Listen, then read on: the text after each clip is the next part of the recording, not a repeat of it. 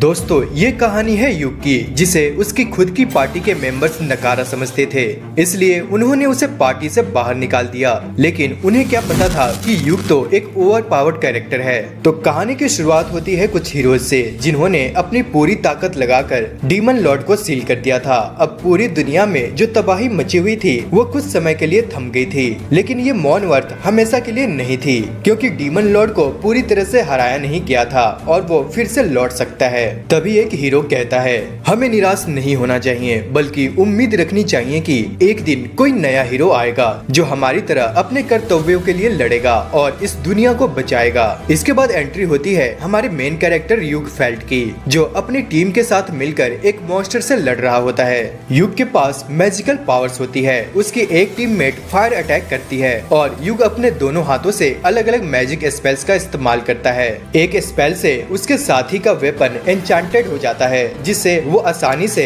उस मॉन्स्टर को हरा देता है। तभी हमें पता चलता है कि इनकी पार्टी का नाम थंडर पाइक है, जो एक ए रैंक पार्टी है और सारे के सारे मेंबर्स बेहद ताकतवर है और मिलकर गॉड लेवल तक की लड़ाइयाँ लड़ चुके हैं। और इनकी लाइव स्ट्रीमिंग भी होती है, जिसे 1 मिलियन से भी ज्यादा लोग देखते हैं और कई एडवेंचरर्स इन जैसा बनना चाहते हैं। लेकिन तभी हम देखते हैं कि युग पार्टी छोड़ना चाहता है। तभी लीडर नाइट साइमन पूछता है, क्यों भाई, तुम क्यों छोड़ना चाहते हो? आखिर क्या खता हो गई हमसे? युग कहता है, जो हमें इनाम मिलता है वो बराबर नहीं बांटा जाता। तभी साइमन जवाब देता है, पार्टी में हर किसी को उतना ही मिलेगा जितना वो योगदान देता है।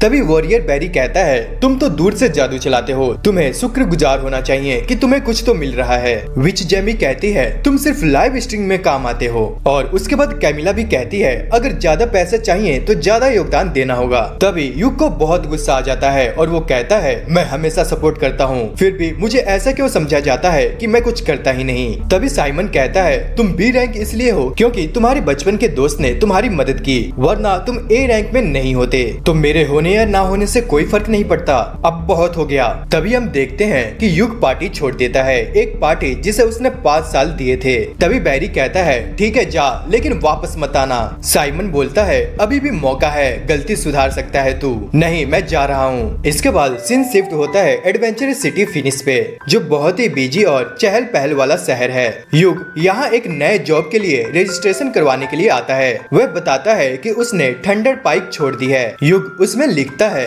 नाम युग फेल्ट, उम्र 20 साल, जॉब रेड मेज और एल्केमिस्ट। तभी वहाँ एक लड़की आती है और युग को गले लगाकर कहती है, सेंसेई, मैं आपको कितने समय बाद देख रही हूँ। और तभी हमें पता चलता है कि इस लड़की का नाम होता है स्वॉर्ड मेज मरीना और ये एक युग की स्टूडेंट होती है जिसे उसने ट्रेनिंग दी थी। वो पूछती है, आप यहाँ क्या कर रहे हैं? युग कहता है, नई पार्टी ज्वाइन करना चाहता हूँ। अब मरीना यहाँ पे बहुत ज्यादा एक्साइटेड हो जाती है। वो कहती है, तो हमारी पार्टी ज्वाइन कर लीजिए आप। इसके बाद हम देखते हैं कि मरीना की पार्टी की बाकी मेंबर्स सिल्क और रेन भी युग से काफी इज्जत से बात करती है। सिल्क कहती है, हम तो बस डी रैंक पार्टी है, तो आप फिर हमारे साथ क्यों? युग कहता है, यही पार्टी मेरे लिए बेहतर है। डी रैंक क्वेस्ट ज्यादा प्रॉफिटेबल होते हैं। मैंने पिछली पार्टी में इतना काम किया कि कर्जे में आ गया। तभी मरीना कहती है, तो अब सब डिसाइडेड है, सेंसेई हमारी पार्टी को ज्वाइन कर रहे हैं। अरे अब से मुझे सेंसेई मत बुलाओ, मुझे युग कहो।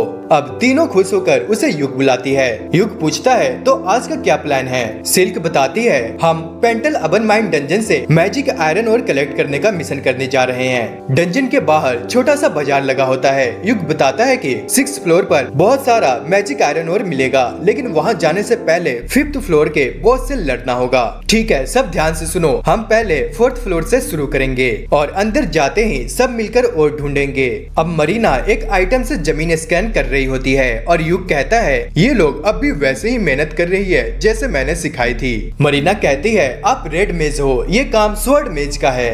तभी युग डिटेक्टिंग लेटर निकालता है जो तुरंत चमकने लगता है और सभी हैरान रह जाते हैं। युग कहता है, इससे हम एक एक्सपर्ट चोर की तरह हर जाल को आसानी से पहचान सकते हैं। अब जैसे ही युग लेटर एक्टिवेट करता है, सभी के सामने बिछे हुए जाल दिखने लगते हैं और ये देखकर सिल्क कहती है, वाओ, इस लेटर में जो तेल डाला जाता है वो तो बहुत महंगा लगता है। अब युग स्माइल करते हुए कहता है, तुम चिंता मत करो, मैं अपनी एल्केमी से ये तेल खुद बना लेता हूँ। अब तुम तीनों मेरे पीछे चलो।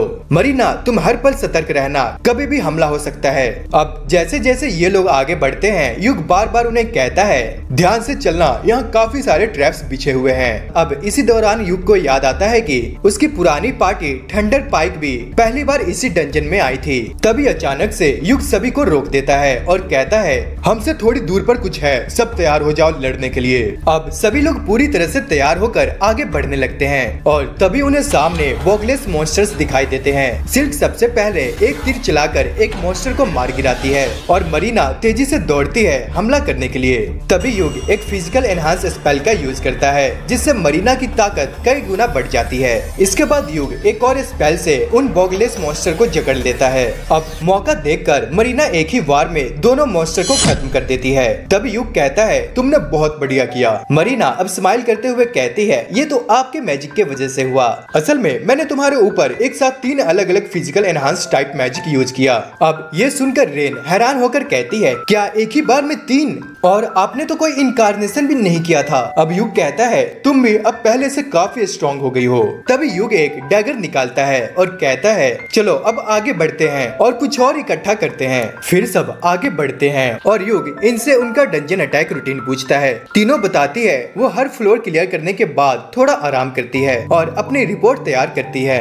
अब थोड़ी दूर चलने के बाद युग कहता है, अब हमें थोड़ा आराम कर लेना चाहिए। मरीना कहती है, मेरे आर्मर और तलवार पे भी कोई डैमेज नहीं आया। और सिल्क अपने इस्तेमाल किए गए सभी एरोज को इकट्ठा कर लेती है, यानी कि किसी को भी कोई नुकसान नहीं हुआ था। अब इसके बाद ये लोग पहुंचते हैं सेकंड फ्लोर पे। आगे बढ़ते हुए अचानक एक अजीब सा मॉन्स्टर इनकी तरफ आता है और यू समय रहते ही उसके हमले से बच जाता है। लेकिन वहाँ और भी कई सारे डेड माइनर्स आ चुके थे। अब रेन तुरंत इनकारनेशन के साथ हमला करती है और यू प्रोटेक्शन और लिटिल ब्लेसिंग का इस्तेमाल करके चारों के लिए एक प्रोटेक्टिव बैरियर बना देता है। अब इस लाइट टाइप मैजिक से डेड माइनर्स को दिक्कत हो रही थी। तभी मरीना अपने तलवार से हमला करती है और सिल्क तीर चलाती है और रेन फिर से इनकारनेशन करती है और फाइनली उसके स्पेल से सभी डेड माइनर्स खत्म हो जाते हैं। अब मरीना रेन से कहती है, यार तुम तो कमाल की हो। यू भी कहता है, बहुत कम लोग इतने बड़े लेवल का स्पेल कास्ट कर पाते हैं और तुमने वो कर दिखाया। इसके बाद यू रिफ्रेश माना का इस्तेमाल करता है और रेन की माना को रिकवर कर देता है और ये देखकर रेन हैरान हो जाती है, क्योंकि रिफ्रेश माना एक रेयर मैजिक है जिसे सिर्फ ए रैंक पार्टी के रेड मेजेज ही कर सकते हैं। सिल्क कहती है, यार आप तो सच में कमाल के हैं। तभी यू कहता है, ऐसा कुछ नहीं है, रेड मेज एक मामूली जॉब है, तो मैं बस नई नई चीजें सीखता रहता हूँ, क्योंकि इंसान को कभी वेला नहीं बैठना चाहिए, कुछ न कुछ करते रहना चाहिए और अपने स्किल पे भी फोकस करना चाहिए। फिर वह रेन का सिर सहलाते हुए कहता है, तुम बहुत तेजी से इम्प्रूव कर रही हो। अब इसके बाद आगे बढ़ते हुए युग जमीन पर अजीब सा पानी गिराता है। युग कहता है, ये होली वाटर है, इसमें हमें डेड माइनर्स के कुछ फुटप्रिंट्स दिखेंगे। तभी सिल्क कहती है, यार ये भी तो बहुत महंगा होगा। हाँ, लेकिन इसे भी मैं अपनी एल्केमी से खुद बना लेता हूँ। तभी मरीना हैरान होकर पूछती है, क्या आप खुद होली वाटर बना सकते हैं? लेकिन आप तो प्रिस्ट भी नहीं हो। अब युग स्माइल करता है और कहता है, डेड माइनर्स को हराने के बाद जो राख बनती है मैं उसे प्यूरिफाई करके होली वाटर बनाता हूँ। और हाँ, ये एल्केमी नहीं बल्कि एक सीक्रेट रेसिपी है। सिल्क कहती है, यार सच में हाई रैंक एडवेंचर्स के पास कितना एक्सपीरियंस होता है ना। अच्छा, मैं तुम लोगों को एक बात बता दूं कि तुम लोग मुझसे जो चाहे वो सीख सकते हो। अब तीनों लड़कियां एक साथ कहती है, हम हमेशा आपसे कुछ सीखने के लिए तैयार रहेंगे। अब इसके बाद सब एक कमरे में आते हैं। युग कहता है, अब हम यहीं से मैजिक आयरन ओर्स ढूंढना शुरू करेंगे, लेकिन पहले थोड़ा आराम कर लेते हैं। तभी युग अपना बैग निकालता है और उसमें से एक बड़ा सा बॉक्स निकालता है, क्योंकि युग के पास एक मैजिक बैग होता है और वो मैजिक बैग काफी महंगा आता है।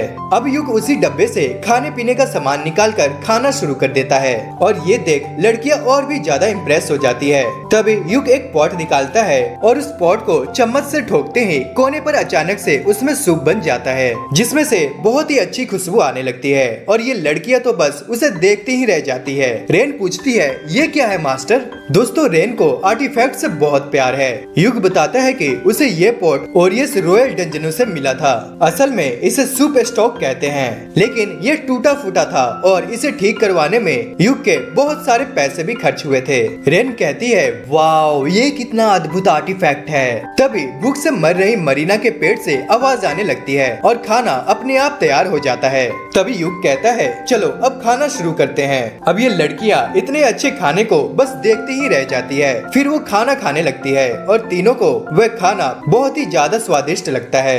लेकिन तभी खाना खाने के बाद सिल्क कहती है सेंसे मुझे ये देखकर लग रहा है कि इस खाने में माना मिला हुआ है। अब युग बताता है कि यदि ध्यान से देखा जाए तो खाना पकाना भी एक प्रकार की एल्केमी है और क्योंकि अभी बहुत सारा काम बाकी है इसलिए उसने खाने में थोड़ी ज्यादा मेहनत की है ताकि उन्हें ताकत मिल सके। अब युग की बात सुनकर सिल्क सोचने लग जाती है लेकिन उसे कुछ भी समझ नहीं आता। रैन कहती है तुम ज्यादा मत सोचो। तभी इसके बाद चौथे फ्लोर पर इनके सामने एक बहुत बड़ा राक्षस आ जाता है और ये एक रॉक लिजार्ड होता है। असल में इस स्थान पे बहुत सारे मैजिक आयनोर्स होते हैं और सभी लोग उस राक्षस से लड़ने के लिए तैयार हो जाते हैं। जैसे ही रॉक लिजार्ड उन पर हमला करता है युग अपने जादू से उसे स्लो कर देता है। फिर मरीना अपनी पूरी पावर्स के साथ आगे बढ़ती है और अपने एनहांस्ड वेपन से एक ही वार में उस रॉक लिजार्ड को मार देती है। लेकिन ऐसा करने से वह बहुत ज्यादा थक जाती है क्योंकि मैजिक ब्लीड का उपयोग करने में बहुत ज्यादा माना खर्च होता है। तभी युग आकर कहता है अगर तुम इसी तरह प्रैक्टिस करती रही तो तुम्हें इस तकनीक की आदत हो जाएगी। इसके बाद वह एक माना रिफ्रेश करने वाला जादू करता है जिससे मरीना की शक्ति फिर से वापस आ जाती है। अब युग एक पिकैक्स निकालता है और वहाँ मौजूद मैजिक आयनोर्स को इकट्ठा करने लगता है और सभी लड़कियां भी उसकी हेल्प करती है और इसी प्रकार वे सभी मिलकर बहुत सारे आयनोर्स को इकट्ठा कर लेते हैं। लेकिन उनके मिशन के अनुसार उन्हें 20 स्टैंडर्ड इग्नोट्स चाहिए। अब युग कहता है क्यों ना हम फ्लोर बॉस को हराकर 6th फ्लोर पर जाएं, वहाँ हमें और भी ज्यादा अधिक मात्रा में आयनोर्स मिल सकते हैं। अब लड़कियां कहती है लेकिन फ्लोर बॉस तो स्टील क्रैब है और वह बहुत ही ज्यादा खतरनाक होता है। अरे यार तुम चिंता मत करो, हम सभी मिलकर उसे हरा सकते हैं और मैं वहाँ तुम्हें अपनी और भी शक्तियाँ दिखाऊंगा। वाह सेंसेई बहुत बढ़िया, हमें आप पे पूरा भरोसा है। इसके बाद वे लोग 5th फ्लोर पर पहुँचते हैं जहाँ एक विशाल दरवाजे के पीछे फ्लोर बॉस होता है। अब युग कहता है मैं इसे अकेला लड़ूंगा। फिर वह अपने पास से एक फ्लोटिंग रिकॉर्डिंग आर्टिफैक्ट निकालता है, बिल्कुल ड्रोन की तरह जो हवा में उड़कर रिकॉर्ड करता है और ये लाइव स्ट्रीमिंग कर सकता है। असल में युग आमतौर पर हर बॉस फाइट को रिकॉर्ड करता है लेकिन मरीना कहती है चलिए इसे हम लाइव स्ट्रीम करते हैं, इसमें बहुत मजा आएगा। ठीक है लेकिन एक बात, मुझे अब तक तुम्हारी पार्टी का नाम पता नहीं। तभी सिल्क बताती है उनकी पार्टी का अब तक कोई भी नाम नहीं है। तभी मरीना के दिमाग में एक नाम आता है क्लोवर। वह कहती है क्लोवर पत्ती में 4 पत्तियां होती है और चौथी पत्ती यानी युग हमारे लिए सौभाग्य है। अब ये नाम सबको बहुत पसंद आता है। युग कहता है ठीक है एडवेंचर्स गिल्ड जाकर हम अपनी पार्टी का नाम क्लोवर रजिस्टर करवा लेंगे। लेकिन वह कहता है लाइव स्ट्रीमिंग के दौरान ये दिखेगा कि सिर्फ मैं लड़ रहा हूँ, इसलिए अच्छा होगा कि हम चारों इसमें शामिल हो। अरे नहीं नहीं सेंसेई आप ही करिए ये। इसके बाद युग एक साथ 3 मैजिक करता है और उसी समय लाइव स्ट्रीमिंग भी चालू हो जाती है। इसके बाद युग फ्लोर बॉस का दरवाजा खोलता है और जैसे ही वह अंदर एंटर करता है उसके सामने आता है फ्लोर बॉस स्टील क्रैब। अब युग अकेला उसकी ओर बढ़ता है, तभी क्रैब बिजली की गति से उस पर हमला करता है और युग बड़ी फुर्ती से उसके हमले से बचता है और दूसरी ओर जाता है। इसके बाद वह एक साथ कई मैजिक करता है और स्टील क्रैब को अंदर से घायल करने लगता है जिससे क्रैब को बहुत ही ज्यादा पेन होने लगती है और वह बेचारा अंधा हो जाता है। अब इसके बाद युग ग्रेविटी स्पेल का यूज करता है और उसके ऐसे करने से वह स्टील क्रैब जमीन में धंसने लगता है क्योंकि उस पर भारी दबाव पड़ रहा था और कुछ ही पलों में उस स्टील क्रैब की मौत हो जाती है। इसके बाद युग कहता है हमारी लाइव स्ट्रीमिंग को देखने के लिए आप सभी का धन्यवाद और उसकी स्ट्रीमिंग खत्म होते ही मरीना दौड़कर उसके गले लग जाती है और कहती है यार आप सच में कितने ज्यादा अमेजिंग हो। अब बाकी लड़कियां भी आकर कहती है हमें तो यकीन ही नहीं हुआ कि आपने एक ही बार में इतने सारे स्पेल्स कास्ट कर दिए। रेन कहती है मैंने आज से पहले किसी को बिना इनकार्नेशन के लगातार जादू करते नहीं देखा। अरे हमें इतने बड़े मॉन्स्टर को हराने पर हमें बहुत ही बड़ा इनाम मिलेगा, मैं इसे अपने मैजिक बैग में रख लेता हूँ, फिर हम इसे गिल्ड में ले जाएंगे। तभी सिल्क कहती है सेंसेई ये सारा काम तो आप ही कर रहे हैं। तभी यूग कहता है तो अगली बार हम सब मिलकर लड़ेंगे, क्योंकि कई काम ऐसे होते हैं जिन्हें अकेला नहीं किया जा सकता। अब दोस्तों इसके बाद उनके सामने आता है फ्लोर बॉस को हराने पर मिलने वाला ट्रेजर बॉक्स। अब ये चारों मिलकर उस ट्रेजर बॉक्स को खोलते हैं और उनमें से निकलते हैं ढेर सारे हीरे जवाहरात, यानी कि बहुत सारी कीमती चीजें। और इस तरह इनकी नई पार्टी क्लोवर ने अपना पहला क्वेस्ट पूरा कर लिया। और इसके बाद हमें बताया जाता है कि इस दुनिया में जो एडवेंचर्स होते हैं वे अपनी बैटल्स की लाइव स्ट्रीमिंग करते हैं और ये दुनिया में बहुत ज्यादा पॉपुलर है। या तो आप सीधे लाइव देख सकते हैं या फिर उन बैटल्स के एडिटेड वर्जन। और इसी तरह अलग अलग पार्टीज को लड़ता हुआ देखकर लोग उन्हें उनकी ताकत के अनुसार क्वेस्ट सौंपते हैं। और यहाँ तक कि बहुत सारी कंपनियां भी एडवेंचरर्स के जरिए अपने प्रोडक्ट्स की मार्केटिंग करवाते हैं। अब हम देखते हैं कि कुछ एडवेंचरर्स युग की लाइव स्ट्रीमिंग देख रहे हैं, जिसमें युग ने अकेले ही स्टील क्रैब को हरा दिया और वो दूसरे लोगों को भी वे लाइव स्ट्रीमिंग दिखाते हैं। अगले ही सीन में हम एक घोड़ा गाड़ी को देखते हैं जिसमें हमारे हीरोज बैठे हुए हैं। अब युग यहाँ अपने बाकी टीम मेंबर से पूछता है तो तुम्हें मेरा मुकाबला कैसा लगा? मरीना कहती है आपकी वह फाइट तो बहुत ही ज्यादा अमेजिंग थी। सिल्क कहती है हाँ उसका तो कोई जवाब ही नहीं था। तभी रेन कहती है और एक बात, खाना बहुत ही डिलीशियस था। अच्छा तो तुम लोग मुझे एक बात बताओ कि तुम्हें इस बात से कोई दिक्कत नहीं है कि मैं तुम्हारा टीचर रह चुका हूँ, लेकिन अब मैं तुम्हारा टीम मेंबर हूँ। मेरा रैंक और स्टेटस तुम तीनों से काफी अलग है। अब ये सुनकर सिल्क कहती है तो क्यों ना आप हमारी पार्टी के लीडर बन जाएं, क्योंकि अब तक हमारी पार्टी का कोई भी लीडर नहीं था। अब युग हैरान होकर कहता है हाँ आप और शायद भगवान की भी यही मर्जी थी, इसलिए तो आप हमें मिले। अब इससे पहले कि युग कुछ समझ पाता, मरीना और रेन भी सिल्क की बात से सहमत हो जाती है। युग सोचने लगता है अगर मैं लीडर बनूं तो शायद मैं इन बच्चों की और भी बेहतर हिफाजत कर सकूं। ठीक है मैं लीडर बनने के लिए रेडी हूं, लेकिन अगर कभी भी तुम्हें लगे कि मैं लायक नहीं हूं तो मुझे बता देना। अब दूसरी ओर हम देखते हैं कि ओरियस रॉयल कैसल के चौथे फ्लोर पर युग की पुरानी पार्टी थंडर पाइक, जो बहुत सारी डायर वुल्फ्स के सामने फंसी हुई है। इनकी तादाद बहुत ज्यादा होती है जिससे उन्हें सामना करने में दिक्कत आ रही होती है। साइमन उस नए लड़के से जो युग की जगह लिया गया था कहता है हे तुम इन्हें रोको, लेकिन वो कहता है मैं ऐसा नहीं कर सकता। साइमन कहता है मैंने आज तक इतने सारे डायर वुल्फ एक साथ नहीं देखे। तभी एक वुल्फ जेमी को पकड़ लेता है और उसे जख्मी कर देता है। साइमन दौड़कर उसकी मदद करता है और कैमिला से कहता है जल्दी से जेमी को हील करो, लेकिन कैमिला बताती है कि उसका माना खत्म हो चुका है। अब ये सुनकर साइमन कहता है क्या चल रहा है आखिर ये सब, हमें आज ही यहाँ से लौटना होगा। साइमन कैमिला से कहता है अगर तुम्हारे पास माना नहीं है तुम माना पोशंस का इस्तेमाल करो, लेकिन कैमिला बताती है कि उसके पास कोई भी माना पोशन नहीं है। युग हमेशा मुझे पोशंस लाकर देता था और साथ ही उनके पास हीलिंग पोशंस भी नहीं थे, क्योंकि वो भी युग ही लाके देता था। वो लड़का कहता है जब मैंने इस पार्टी को ज्वाइन किया था तब तुमने ही कहा था कि हर एक मेंबर अपनी सप्लाईज के लिए खुद जिम्मेदार होगा। तभी कैमिला का थोड़ा माना रिकवर हो जाता है। और दूसरी ओर हम इन चारों को देखते हैं जो अपने क्वेस्ट के पूरे होने पर पार्टी कर रहे थे और उस स्टील क्रैब के बदले में इन्हें काफी अच्छा प्राइस भी मिला था। अब युग सिल्क से पूछता है टीम मेंबर्स के बीच रिवॉर्ड को किस तरह डिवाइड किया जाता है। सिल्क कहती है सारे पैसे उसी के पास रहते हैं और सारे खर्चे भी वही उठाती है। अब युग कहता है ठीक है जैसा होता आया है वैसा ही करते हैं, सारे पैसे को पार्टी फंड में डाल देते हैं। और दोस्तों इनसे थोड़ी ही दूर पर हमें थंडर पाइक पार्टी भी दिखाई देती है। साइमन कहता है जब से हमारी पार्टी बनी है तब से हम इतनी बड़ी परेशानी में कभी नहीं फंसे। भगवान का शुक्र है कि वक्त रहते हमने जेमी को बचा लिया।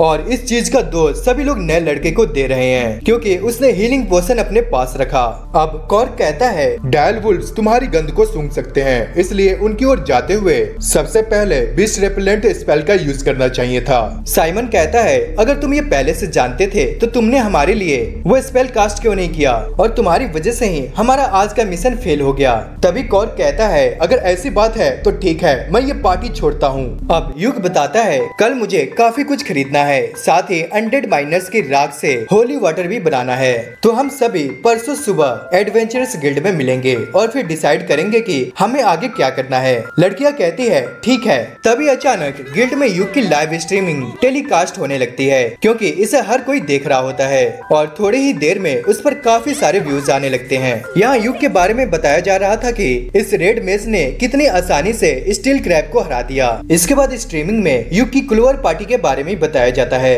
कि यह एक नई पार्टी है और थंडर पाइप पार्टी भी इस स्ट्रीमिंग को देख लेती है। साइमन कहता है उस कमीने ने एक लो रैंक पार्टी को ज्वाइन करके वहाँ अपना दबदबा बना लिया है। दूसरी ओर ये सभी लड़कियां युग की तारीफ कर रही होती है, लेकिन तभी हम देखते हैं कि कोई आदमी युग की पार्टी को घूर रहा होता है और इसका नाम है साला। क्या साला? ऐसा भी कोई नाम होता है? हाँ दोस्तों, बीवी का भाई वाला नहीं बल्कि ये वो वाला साला है। अगले दिन हम युग को देखते हैं जो पता नहीं क्या देख रहा था। तभी उसके सामने मामर आती है और पूछती है क्या तुम्हें कोई मदद चाहिए? यार मैं कोई क्वेस्ट ढूंढ रहा हूँ जिससे मेरे टीम मेंबर्स को एक्सपीरियंस भी मिल सके और वह बहुत ज्यादा खतरनाक भी ना हो। अब मामर उसे एक सी रैंक क्वेस्ट के बारे में बताती है जिसमें उन्हें ह्यूमन वाटरफॉल के 3 पत्थर लाने हैं। मामर बताती है उस वाटरफॉल के पास एक खतरनाक मैजिकल बीस्ट रहता है। अब युग सोच में पड़ जाता है कि उसे यह मिशन लेना चाहिए या नहीं। तभी वो लड़कियां भी वहाँ आ जाती है। अब जैसे ही युग इन्हें इस मिशन के बारे में बताना शुरू करता है, मरीना कहती है अगर युग कहता है कि हम ये सब कर सकते हैं तो हम कर सकते हैं। अरे पहले तुम तीनों मेरी बात तो सुनो। ये भले ही एक सी रैंक का मिशन है लेकिन उस झरने के पास एक मैजिकल बीस्ट रहता है। अब ये बात सुनकर लड़कियां थोड़ी हैरान रह जाती है, लेकिन फिर भी इस मिशन को कैंसिल नहीं करती क्योंकि इन्हें पता है कि ऐसे मिशन पूरे करने पर ज्यादा स्कोर मिलते हैं। चलो यार ठीक है, हम घोड़ा गाड़ी के पास 1 घंटे में मिलते हैं। अब युग समझ जाता है कि ये मिशन मिस मामर ने उसे जानबूझकर दिया है क्योंकि युग की पिछले स्ट्रीमिंग पर बहुत सारे व्यूज आ चुके हैं और लोग युग की अगली लड़ाई के लिए बहुत ज्यादा बेताब है। अब युग सोचता है कहीं यार मैं कोई गलती तो नहीं कर रहा, लेकिन चलो कोई बात नहीं, मेरा ऐसे करने से उन लड़कियों को थोड़ी अटेंशन मिलेगी। लेकिन दोस्तों हम देखते हैं कि वो साला लड़की का भाई वाला नहीं दूसरा वाला फिर से युग को देखकर दांत चबा रहा होता है और अगले ही सीन में हम युग को बाजार में देखते हैं जहाँ कोई उसका पीछा कर रहा होता है। अब युग उसे नोटिस कर लेता है और वो समझ जाता है कि वो वही साला है। तभी युग भागकर उससे काफी दूर आ जाता है, लेकिन वो फिर भी युग के पास पहुंच जाता है। तुम्हें मुझसे काम है क्या? तुम क्लोवर पार्टी को छोड़ दो। युग कहता है माफ करना, मैं ऐसा नहीं कर सकता। 3 दिन पहले ही तो ज्वाइन किया है और मैं खुद लीडर भी हूँ। अब ये सुनकर साला तलवार निकाल लेता है और कहता है मैंने उन लड़कियों से कितनी बार कहा कि मैं उनकी पार्टी को ज्वाइन करना चाहता हूँ, लेकिन उन्होंने मुझे रिजेक्ट कर दिया। दोस्तों ये साला भी अपनी ही बिरादरी का निकला। इसे भी हमारी तरह आज तक कोई लड़की नहीं मिली। Sad life. तुम जल्दी से उनकी पार्टी छोड़ दो वरना नुकसान हो जाएगा। अब युग वहाँ से जाते हुए कहता है तुम्हें नुकसान हो जाएगा तो मैं क्या करूँ? तभी युग उसके नीचे एक स्पेल कास्ट कर देता है और जैसे ही वो युग पर हमला करने के लिए तलवार बढ़ाता है उसका पैर फिसलता है और वो वहीं गिरकर बेहोश हो जाता है। तभी युग कहता है देखा गधे, नुकसान तेरा हुआ मेरा नहीं। अगले सीन में सिल्क युग से पूछती है कि उसके साथ क्या हुआ था। अब जब युग उन्हें बताता है तो सिल्क बताती है कि उस आदमी का नाम बेसियो सालास है। उसने हमारी पार्टी को ज्वाइन करने के लिए न जाने कितनी बार रिक्वेस्ट की, लेकिन हमने हर बार मना कर दिया।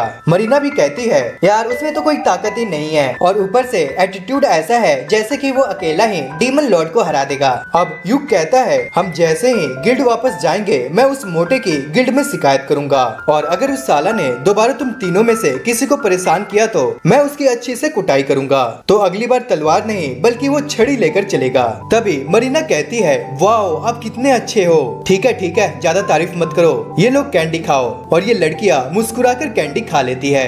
अब युग कहता है असली दिक्कत होगी उस मैजिकल बीस्ट से लड़ाई करने में। हो सकता है कि वो कोई भालू, भेड़िया, हिरन या सुअर जैसा हो। तभी मरीना बताती है हम 2 महीने पहले उस वाटरफॉल के पास गए थे, वहाँ तो कोई मैजिकल बीस्ट नहीं था, यहाँ तक कि कोई नॉर्मल जानवर भी नहीं दिखा। इसका मतलब तो ये है कि उस वक्त तुम्हारी किस्मत अच्छी थी, वरना उस इलाके में शुरू से ही कई जानवर पाए जाते हैं। अगर हमें वो मैजिकल बीस्ट दिखा तभी हम लाइव स्ट्रीमिंग ऑन करेंगे, चाहे हम उसे हरा पाए या नहीं, लेकिन उसे रिकॉर्ड जरूर करेंगे। अब जब ये लड़कियां भी लाइव स्ट्रीमिंग में दिखेंगी तो रेन कहती है मुझे तो अच्छे कपड़े पहनकर आना चाहिए था। तभी सिल्क कहती है मेरे बाल तो ठीक है ना। अब युग मन ही मन सोचता है अरे ये लड़कियां भी ना। अब मरीना कहती है चिंता मत करो युग, सिल्क बस 17 साल की ही है। अब सिल्क गुस्से में कहती है मरीना मेरी इज्जत के बिना तुम किसी को मेरी उम्र कैसी बता सकती हो। सेंसेई आपको तो पता ही है ना, एक लड़की से उसकी उम्र नहीं पूछते। तभी रेन कहती है मैं यहाँ सबसे बड़ी हूँ, 20 साल की। अब यूक चौंक कर कहता है 1 मिनट, क्या तुम 20 साल की हो? देखने से तो नहीं लगता। अब रेन अपना मुंह फुला लेती है और कहती है मैं 20 साल की। इसके बाद हम इन्हें जंगल के अंदर बढ़ते हुए देखते हैं। यहाँ कोई भी जानवर आसपास नहीं होता। अब मरीना सबसे आगे चल रही होती है क्योंकि जंगल में डंजन की तरह कोई जाल नहीं होता और अगर पीछे से किसी बीस्ट ने हमला किया तो यूक उसका सामना करेगा। अब यूक ने जो आर्मर पहना है वो एक मैजिकल आर्मर है जो उसे डंजन से मिला था, इसलिए उस पर खतरनाक हमले का कोई भी असर नहीं होता। अब रेन बताती है कि यूक ने जो आर्मर पहना है वो वॉरलॉक अटायर है और इसमें और भी बहुत सारी कई खूबियां हैं। अब ये लोग आगे चलते रहते हैं और थोड़ी ही देर में उनके सामने वो वाटरफॉल आ जाता है और जैसे ही वो पहुंचते हैं उन्हें किसी चीज की आवाज आती है और इसके बाद वो लाइव स्ट्रीम सेट कर देते हैं। तभी उनके सामने आता है वो मैजिकल बीस्ट जारनाग और ये एक बहुत ही हाई रैंक मैजिकल बीस्ट होता है जो आमतौर पर नॉर्दर्न वेस्टलैंड या डंजन की गहराइयों में पाया जाता है और दोस्तों इसे बीस्ट किंग भी कहा जाता है। युग जानता है कि उसकी पार्टी इतने खतरनाक मॉन्स्टर से नहीं लड़ सकती, इसलिए वो कहता है सुनो, मैं इसे रोकने की कोशिश करता हूँ, तुम सब यहाँ से भाग जाओ और सिल्क मेरी जगह तुम लीडर हो, बाकी सभी को सेफ जगह पहुँचाना तुम्हारी जिम्मेदारी है। अब मरीना भागने से मना कर देती है और सिल्क भी रुक जाती है और रेन तुरंत अपनी इनकारनेशन को बूस्ट कर देती है। फिर मरीना उस पर हमला करती है, लेकिन जब वो बीस्ट पलटकर हमला करता है तो मरीना को उसे रोकने में काफी दिक्कत होती है और बीस्ट उसे उठाकर दूर कहीं फेंक देता है और वो एक चट्टान से टकरा जाती है। अगले ही पल यूक उस बीस्ट पर शॉक स्पेल का इस्तेमाल करता है और फिर एक साथ 4 मल्टीपल स्पेल कास्ट करता है, लेकिन इन चारों से भी बीस्ट को ज्यादा नुकसान नहीं होता। अब यूक के पास बस एक ही अल्टीमेट मैजिक बचा है जिससे वो इन सभी को बचा सकता है, इसलिए वो मरीना से कहता है मुझे थोड़ा वक्त दो और फिर वो स्पेल को कास्ट करना शुरू कर देता है। इसी दौरान हम देखते हैं कि मरीना उस बीस्ट से लड़ रही होती है और चूंकि वे जंगल में है, सिल्क की ताकत भी बढ़ जाती है और वो जंगल की स्पिरिट से मदद मांगती है और उस बीस्ट को रोकती है। अब यूक एक साथ 5 तरह के मैजिकल स्पेल का उपयोग करता है। ये अटैक इतना ज्यादा पावरफुल होता है कि जैसे ही युग इसे रिलीज करता है वो सीधा जाकर उस बीस्ट पर लगता है। तभी जारनाग इन पर पलटकर हमला करने के लिए बढ़ता है, लेकिन अगले ही पल उसके मुंह से जोरदार तरीके से खून बहने लगता है और ये देखकर सभी हैरान रह जाते हैं। इसी मौके पर रेन भी अपना ग्रेड 5 मैजिक थंडरबोल्ट इस्तेमाल करती है। आसमान से एक भयंकर बिजली गिरती है और सीधे जारनाग पर जाकर जोरदार धमाका करती है। तभी युग ये देख तुरंत मरीना से कहता है उसका सर काट दो। मरीना बिना वक्त गवाए उसकी ओर दौड़ती है। साथ ही युग क्रिटिकल वेपन नाम का एक स्पेल इस्तेमाल करता है जिससे मरीना की तलवार एक चमकती हुई मैजिकल ब्लेड में बदल जाती है। अब मरीना सीधा जाकर उस पर जोरदार हमला करती है और आसमान में अचानक काले बादल छा जाते हैं और जारनाग की कहानी वहीं पे खत्म हो जाती है। उसका सिर धड़ से अलग हो जाता है। इसके बाद आखिरकार इन चारों ने मिलकर उस हाई रैंक मैजिकल बीस्ट को हरा ही दिया। इसके बाद युग जो लाइव स्ट्रीमिंग पर सब कुछ दिखा रहा था सभी दर्शकों से कहता है इस लाइव स्ट्रीमिंग को देखने के लिए आप सभी का बहुत बहुत धन्यवाद। अब हम देखते हैं कि पूरे राज्य में हर जगह बस इन्हीं की लाइव स्ट्रीमिंग चल रही है। लोग इनकी तारीफों के पुल बांध रहे हैं और ये सब कुछ साइमन भी देख रहा होता है, लेकिन उसके चेहरे पे खुशी के बजाय जलन साफ झलक रही थी। दूसरी ओर युग ने इस लड़ाई में बहुत सारा माना खर्च कर दिया था और अब वे काफी थक चुका है, लेकिन इस जीत से लड़कियां बेहद खुश हैं। युग स्माइल करते हुए कहता है तुम तीनों ने बहुत अच्छा किया, लेकिन सुनो बाद में मैं तुम तीनों को एक लेक्चर दूंगा। इतने में रेन बोलती है लेक्चर तो मैं आपको दूंगी,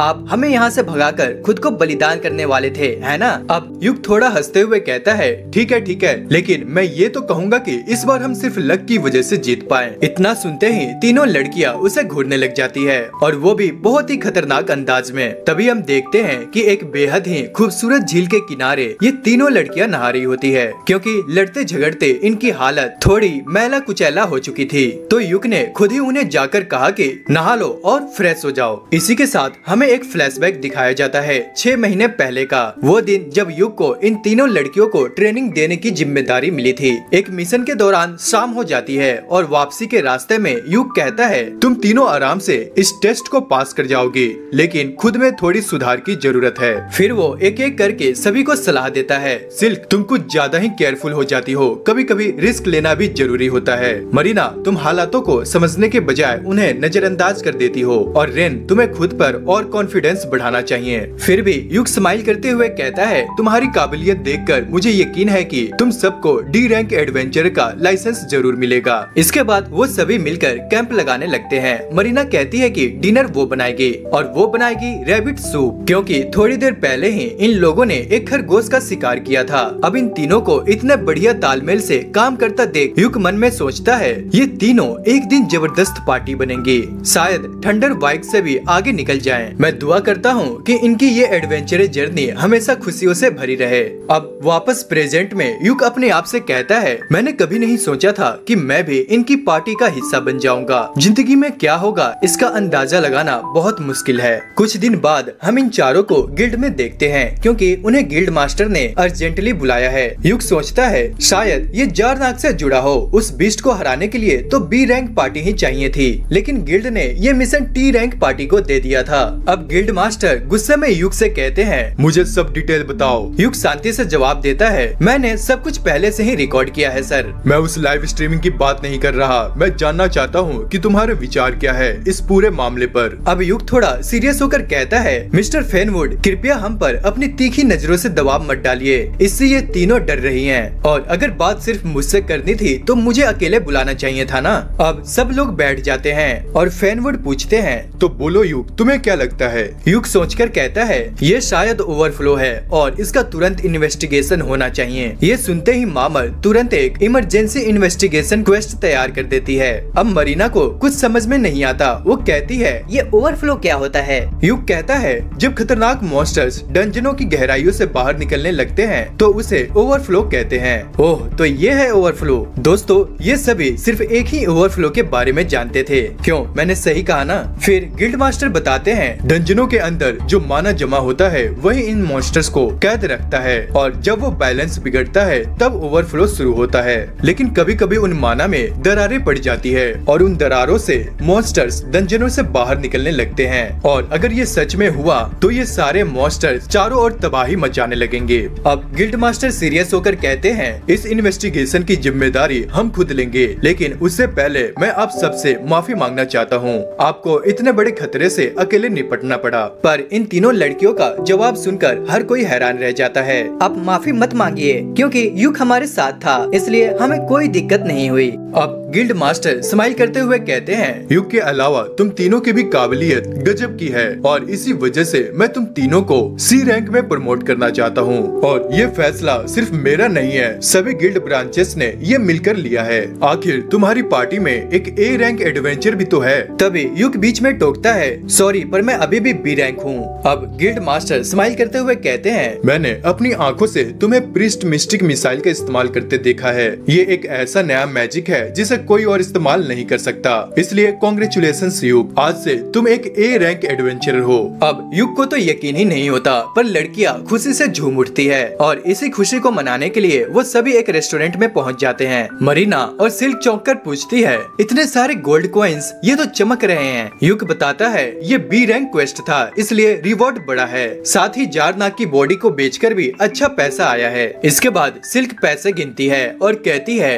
अब हमारे पास इतने पैसे हैं कि हम अपना बेस खरीद सकते हैं, और ये सब सिर्फ युग की वजह से हो पाया है। हम अकेले कभी भी ऐसा नहीं कर सकते थे। तभी युग स्माइल करते हुए कहता है, अब मैं हमारी क्लोवर पार्टी का लीडर हूँ, इसलिए मैं जो भी कर रहा हूँ वो सिर्फ अपनी पार्टी के लिए कर रहा हूँ। हमने ये पैसे मिलकर कमाए हैं, इसलिए ये हम सबके हैं। अब चलो जश्न मनाते हैं। इसके बाद रात हो जाती है और रेन युग से पूछती है, तुम्हारा सपना क्या है युग? अब जब हमारा पहला गोल पूरा होने वाला है तो हमें एक नया सपना सेट करना चाहिए। मेरा सपना है क्रोमैटिक डार्कनेस डंजन के सबसे डीपेस्ट फ्लोर तक पहुंचना। अब ये सुनते ही सारी लड़कियां हैरान रह जाती है, क्योंकि वहाँ एक एबिसिस गेट है, एक ऐसा रास्ता जो सीधा अंडरवर्ल्ड तक जाता है। पर युग अंडरवर्ल्ड में नहीं जाना चाहता, वो तो बस इस दुनिया की आखिरी हदों को अपनी आंखों से देखना चाहता है। युग कहता है, मेरे अंकल इस एक्रोमैक्स डंजन में गए थे, लेकिन वो उसे पार नहीं कर सके। उनकी कहानी ने मेरे दिल में कुछ जगा दिया और अब मैं उस गहराइयों को देखना चाहता हूँ। इसके बाद मरीना जोश में कहती है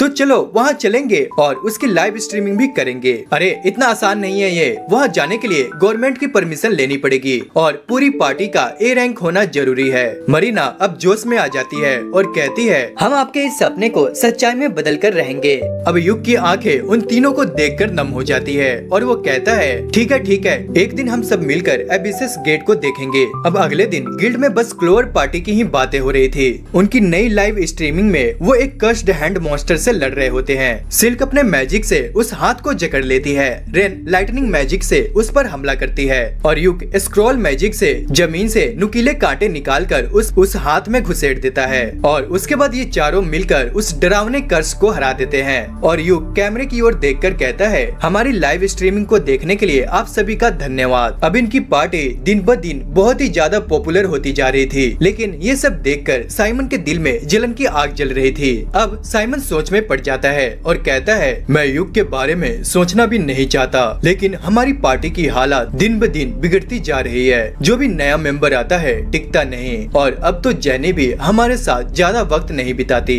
यहाँ तक कि जब ये लोग किसी मिशन पे जाते हैं तब जेनी के कारण इन्हें परेशानी होने लगती है। दूसरी ओर हम जेनी को देखते हैं जो एक अंधेरे कमरे में बैठी युग की लाइव स्ट्रीमिंग देख रही होती है और तभी हम बैरी को देखते हैं जो एक सराय में बैठा शराब पी रहा होता है। वो साइमन से कहता है हम उसे वापस बुलाने की बात क्यों नहीं करते। अब मुझे लगता है कि उसकी वजह से हमारी पार्टी एकजुट रहती थी, पैसे की कमी के कारण उसने हमारी पार्टी छोड़ दी थी। अब हम जेनी के हिस्से का कुछ पैसा उसे देने लगेंगे क्योंकि अब जेनी हमारे लिए उतनी प्रॉफिटेबल नहीं रही। साइमन कहता है तुम सही कह रहे हो। इसके बाद हम रात के समय युग और उसकी पार्टी को मिशन से लौटते हुए देखते हैं। अब उन्हें गिल्ड में जाकर अपनी कामों की रिपोर्ट देनी थी, लेकिन तभी मरीना कहती है मुझे लगता है युग और मिस मामर एक दूसरे के काफी करीब है। अब युग स्माइल करते हुए कहता है ऐसी बात नहीं है, मैं उन्हें बहुत पहले से जानता हूँ। वो गिल्ड की सबसे मेहनती कर्मचारी में से एक है। अगर तुम्हें उनके बारे में और ज्यादा जानना है तो अपने माता पिता की पीढ़ी के साहसिक योद्धाओं से पूछो। तुम मेरे और उसके बारे में ऐसा क्यों सोच रही हो। अब रेन कहती है क्योंकि मरीना जलन महसूस कर रही है। अब मरीना घबराकर कहती है नहीं ऐसा कुछ नहीं है। अब जैसे ही ये लोग गिल्ड के पास पहुँचते हैं साइमन वहाँ पर आ जाता है। अब उन लड़कियों के जाने के बाद युग साइमन से पूछता है तुम यहाँ क्या कर रहे हो, मैं तुमसे कुछ बात करना चाहता हूँ, चलो कहीं बैठकर शराब पीते हुए बात करते हैं। माफ करना मैं बहुत थका हुआ हूँ। लेकिन तभी साइमन उसे रोककर कहता है क्या तुम थंडर पाइक में वापस आना चाहोगे। देखो युग मैं तुम्हें बचपन से जानता हूँ और तुम्हारे सपने को भी जानता हूँ। तुम हम सभी के साथ दुनिया के अंतिम कोने तक जाना चाहते थे, है ना। अगर तुम वापस थंडर पाइक आना चाहो तो मैं पूरी तरह से तैयार हूँ। माफ करना मेरे दोस्त, मैं अब उसमें रुचि नहीं रखता क्योंकि मैं अब क्लोवर पार्टी का नेता बन चुका हूँ। और वैसे भी तुम मुझे क्यों वापस बुलाना चाहते हो, तुमने तो कहा था कि तुम्हें मेरी जरूरत नहीं है। साइमन कहता है नहीं, तुम्हारे बिना सब कुछ मुश्किल हो गया है, इसलिए मैं चाहता हूँ कि तुम वापस आ जाओ और अपनी जिम्मेदारियाँ दोबारा संभालो। वाह वाह सही है, इतने समय तक मेरा अपमान करने के बाद तुम्हें लगता है कि मैं तुम्हारी बात मान लूंगा। बचपन की दोस्ती अपनी जगह है, लेकिन मैं अब थंडर पाइक वापस नहीं जाऊंगा। अब युग का बिहेवियर देखकर साइमन बहुत ही गुस्से में आ जाता है, लेकिन तभी उसकी नजर दरवाजे के पास छिपी साला पे पड़ जाती है। अब इन तीनों लड़कियों ने इनकी सारी बातें सुन ली थी। मरीना युग से चिपक कर कहती है क्या तुम सच में हमें छोड़ दोगे। अब युग स्माइल करते हुए कहता है नहीं, मैं तुम लोगों को छोड़कर कहीं नहीं जाऊंगा। अब मैं एक क्लोवर पार्टी का नेता हूँ और मैं इस पार्टी को छोड़कर कभी नहीं जा सकता। अब फिर से ये सभी मिलकर अपनी मिशन की रिपोर्ट देने के लिए युग को मिस मार्मर के पास खींचकर ले जाती है। इसके बाद युग सभी को बताता है कि उन्हें अर्थियन की ओर से एक डिमांड मिली है। दोस्तों अर्थियन कोल्ट में मौजूद सबसे बड़ी इक्विपमेंट वर्कशॉप है और ये बहुत ही ज्यादा पॉपुलर है। इसके बाद युग उन्हें एक लेटर दिखाता है जिसमें लिखा होता है एक नए प्रकार की महिला योद्धाओं की शैली। युग बताता है तुम तीनों को उनके नए बनाए गए एक कवच को पहनकर काल कोठरी में जाना होगा और राक्षसों से लड़ना होगा और ये सब लाइव स्ट्रीमिंग के माध्यम से दिखाया जाएगा ताकि उनके बनाए गए इक्विपमेंट्स का प्रचार हो सके। साथ ही अर्थियन द्वारा दिए गए जो कवच ये लड़कियां इस काल कोठरी में पहनेंगी ये केवल प्रदर्शन के लिए नहीं होंगे बल्कि वही कवच इनके हो जाएंगे, यानी कि इन्हें कवच के साथ साथ पैसे भी दिए जाएंगे। इसके बाद हमें उस डंजन का दृश्य दिखाया जाता है और युग वहाँ पहले से ही पहुँच चुका होता है। दोस्तों युग इस जगह पर पहले भी आया है जब वह थंडर पाइक पार्टी का हिस्सा हुआ करता था, यानी अपने शुरुआती दिनों में। फिर वहाँ तीनों लड़कियाँ नए कॉस्ट्यूम्स में आ जाती है। सबसे पहले हमें सिल्क का नया कवच दिखता है, फिर फिर मरीना का और फिर रैन का। तीनों युग से पूछती है हम इन कपड़ों में कैसे लग रहे हैं। युग स्माइल करते हुए कहता है तुम तीनों बहुत ही प्यारी लग रही हो। ये सुनकर वो तीनों बहुत खुश हो जाते हैं। मरीना कहती है हमें इन कवच के अलावा पैसे भी मिलेंगे। आर्थियन सच में कितने अच्छे हैं। युग कहता है हाँ, लेकिन पहले हमें ये मिशन पूरा करना होगा और इस बार हम अपनी लाइव स्ट्रीमिंग नहीं करेंगे बल्कि इसका रिकॉर्डिंग अर्थियन को सौंपेंगे। इसके बाद वो सभी डंजन के फर्स्ट फ्लोर पर पहुंचते हैं। युग बताता है कि ये डंजन ज्यादा पुराना नहीं है और इसमें टोटल 4 फ्लोर है और इनका मिशन है अबन सिटी डंजन तक पहुंचना। अब मरीना उन्हें बताती है अगर रस्सी के सहारे सीधा नीचे चले जाए तो जल्दी पहुंच सकते हैं। ये सुनकर युग जमीन से एक पत्थर उठाता है और नीचे फेंकता है, लेकिन वह पत्थर थोड़ी ही दूर जाकर अपने आप चकनाचूर हो जाती है। इसका मतलब यह है कि यहाँ कोई मैजिक फोर्स है जो हमें सीधा नीचे नहीं जाने देगी, इसलिए चाहे कुछ भी हो जाए नीचे मत गिरना। रैन अब भी नाराज लग रही थी। युग उससे पूछता है क्या बात है रैन, तुम गुस्से में लग रही हो। अब सिल्क और मरीना एक साथ बोल पड़ती है अरे अब लड़कियों की दिल की बात नहीं समझते। तभी युग नोटिस करता है कि रेन ने अपने नए कवच के रंग से मेल खाने वाली एक सुंदर रिबन पहनी है। वो स्माइल करते हुए कहता है ये रिबन तुम पर बहुत ही ज्यादा प्यारी लग रही है और तुम बहुत ही सुंदर लग रही हो। अब ये सुनकर रेन शर्मा जाती है और शर्म के मारे युग के सीने से लग जाती है और ये देखकर मरीना और सिल्क चिढ़ाते हुए कहती है ओहो देखो तो चेहरा तो टमाटर जैसा लाल हो गया है। अब इसके बाद वो लोग सेकंड फ्लोर पर पहुंच जाते हैं। तभी युग को सामने एक ट्रैप दिखाई देता है। वह तुरंत अपनी स्टाफ जैसी डंडी निकालता है और उससे जाल को छूता है। इसके बाद चारों तरफ से नुकीले भाले बाहर आने लगते हैं। अगर कोई इसमें फंसता तो शायद बचना नामुमकिन था, लेकिन ये जाल देखकर वो तीनों लड़कियां डर जाती है। फिर वो सावधानी से इन भालों से बचते हुए दूसरी ओर निकल जाते हैं। रेन पूछती है खाने में क्या है। अब युग स्माइल करते हुए कहता है कुछ ऐसा जो तुम्हें बहुत पसंद है। अब मरीना मजाक उड़ाते हुए कहती है ओहो सिर्फ रेन की पसंद का, मेरी पसंद का कुछ नहीं। अब इसके बाद उनके सामने कुछ ऑकर्स आ चुके थे। सिल्क गुस्से में कहती है मैं इन पर अभी हमला करती हूँ, लेकिन युग उससे रोकता है और कहता है सिल्क मुझे पता है ऑकर्स और एल्फ एक दूसरे के दुश्मन होते हैं, लेकिन अभी शांत रहो ठीक है, लेकिन हम एक भी ऑक्स को जिंदा नहीं छोड़ेंगे। यहाँ टोटल 4 ऑक्स होते हैं और ये सभी लो रैंक के मॉन्स्टर्स हैं। हम पहले हमला करेंगे और सबको उनका काम समझा देता है। इसके बाद युग फिजिकल एन्चेंट का यूज करता है जिससे इन चारों की फिजिकल एबिलिटीज काफी बढ़ जाती है। तभी रेन ग्रेड 5 की फायरबॉल जादू का यूज करती है। जैसे ही युग का स्पेल लगता है वो चारों ओर आग में जलने लगते हैं। तभी युग एक स्क्रॉल निकालता है और रॉक ब्लास्ट नाम का स्पेल कास्ट करता है और हवा में बड़े बड़े पत्थर आने लगते हैं और सीधे ऑक्स पर गिरने लगते हैं और इसी तरह 2 ऑक्स मारे जाते हैं। बाकी 2 ऑक्स पर युग पैरालाइज स्पेल का इस्तेमाल करता है। इसके बाद मरीना उन पर हमला करने जाती है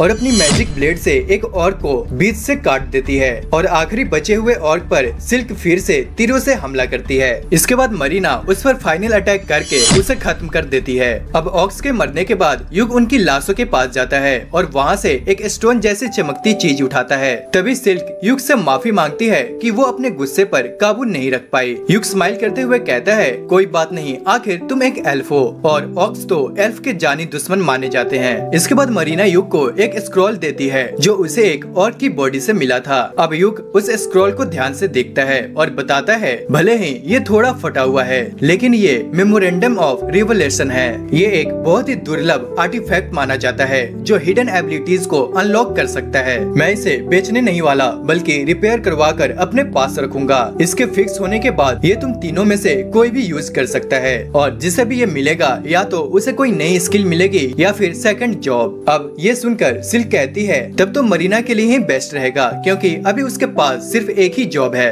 अब मरीना थोड़ी खुश होकर कहती है क्या मुझे सच में कोई सेकंड जॉब मिल सकती है, क्योंकि टेम्पल के लोग कहते हैं कि क्लेरिक्स को सेकंड जॉब मिलना बहुत मुश्किल होता है। युग कहता है चाहे सेकंड जॉब न मिले पर कोई हिडन एबिलिटी तो जरूर मिलेगी। मरीना कहती है जैसे एक दुल्हन बनना। अब युग तुरंत कहता है ये कोई एबिलिटी नहीं होती। इसके बाद वो लोग एक ट्रेजर बैग खोलते हैं और उसमें से निकलता है एक मैजिकल बैग और ये बैग रेन को दिया जाता है और वो इसे पाकर बहुत ही ज्यादा खुश हो जाती है और सभी लोग डिसाइड करते हैं कि अगली बार जब कोई ट्रेजर मिलेगा तो वो सिल्क को दिया जाएगा। इसके बाद वो सभी लोग अपने अपने स्टेटस और इन्वेंटरी चेक करते हैं। युग एक स्क्रॉल यूज कर चुका है। सिल्क ने 5 तीर इस्तेमाल किए हैं और अब उसके पास 20 तीर बचे हैं और मरीना पूरी तरह से हेल्दी और ताकतवर है। थोड़ी ही देर में हम इन्हें 3rd फ्लोर पर देखते हैं जहाँ युग सभी को सतर्क रहने के लिए कहता है। वो बताता है कि उसने सुना है कि एडेंट अर्बेंट सिटी डंजन के दरवाजे के पास एक बॉस मॉन्स्टर होता है, लेकिन पिछले 10 सालों में किसी ने भी उसे नहीं देखा। इसके बाद ये लोग 4th फ्लोर पर पहुंच जाते हैं। युक बताता है कि उस दरवाजे के पास कई शैडो स्टॉक्स पहरेदारी करते हैं।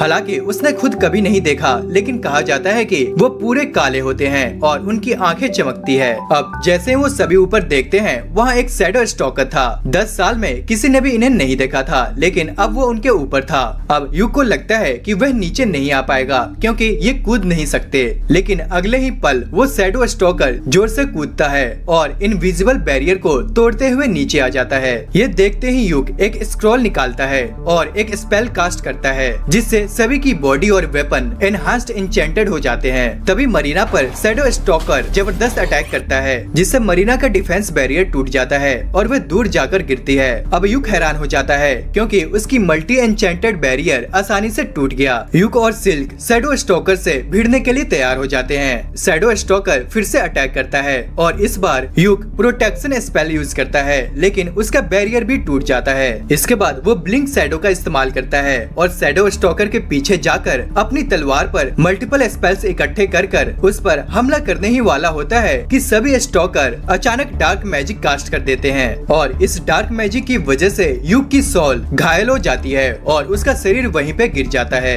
तभी शैडो स्टॉकर फिर से डार्क मैजिक यूज करता है, लेकिन इस बार रेन होली शील्ड कास्ट करती है और उसके हमले को रोक देती है। सिल्क अपनी मैजिक से शैडो स्टॉकर पर हमला करने की कोशिश करती है और ठीक उसी समय रेन युक को हील करने लगती है, लेकिन युक तो सांस ही नहीं ले रहा था और ये देखकर रेन घबरा जाती है। अब मरीना अपनी पूरी ताकत से हमला करती है, लेकिन शैडो स्टॉकर बड़ी आसानी से उसके अटैक से बच जाता है। पर रेन हार नहीं मानती, वह आइस मैजिक से सीधा अटैक करती है, लेकिन शैडो स्टॉकर फुर्ती से उसके हमले को चकमा देकर मरीना के पीछे आ जाता है और एक ही झटके में मरीना पर वार कर देता है। और इससे पहले कि रेन कुछ समझ पाए, शैडो स्टॉकर पलटकर उस पर भी हमला कर देता है। अब रेन भी घायल हो चुकी थी और मैदान में बस सिल्क ही बची हुई थी, लेकिन तभी एक चमकदार शील्ड सिल्क को घेर लेती है और सारे डार्क स्पेल्स उस पर टकराकर गायब हो जाते हैं। और ये किसी और ने नहीं बल्कि युक ने किया था। हालांकि ऐसा करने की वजह से उसका स्क्रॉल जल चुका था, लेकिन युक अपनी अंदर की सारी ताकत इकट्ठा करता है और एक ही साथ में 5 मल्टीपल स्पेल्स कास्ट कर देता है।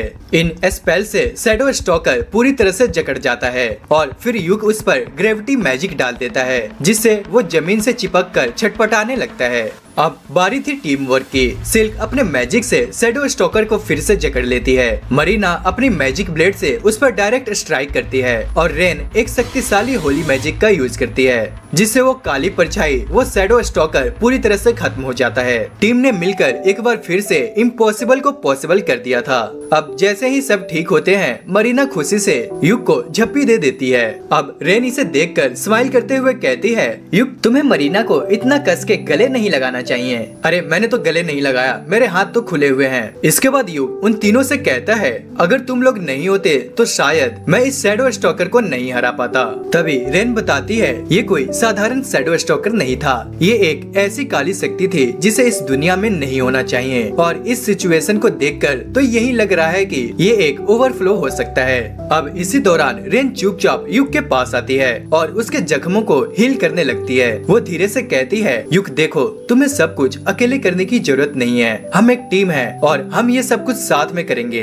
अब युक स्माइल करता है, ठीक है, अब हम एक एक करके बताते हैं कि हमने क्या क्या यूज किया। मरीना और सिल्क पूरी तरह से ठीक है, रेन ने थोड़ा बहुत माना खर्च किया है और युक का माना युक्स के जरिए रिप्लेस कर दिया जाता है। अब वे सभी पहुंच जाते हैं आयरन रस्ट डंजन के सबसे गहरे हिस्से में, जहां उन्हें एक दरवाजा दिखाई देता है और ये दरवाजा ऑड्रीड अर्बन सिटी डंजन से जुड़ा हुआ था। कहा जाता है कि कभी इस जगह पर लोग रहा करते थे और अब इस डंजन में क्या है इसका पता लगाना इन चारों का काम है। तभी रेन बताती है, कुछ लोगों का कहना है कि एब्सिस गेट ऐसे आर्टिफैक्ट्स है जिन्हें प्राचीन सभ्यताओं ने बनाया था ताकि वो एक दुनिया से दूसरी दुनिया में जा सके।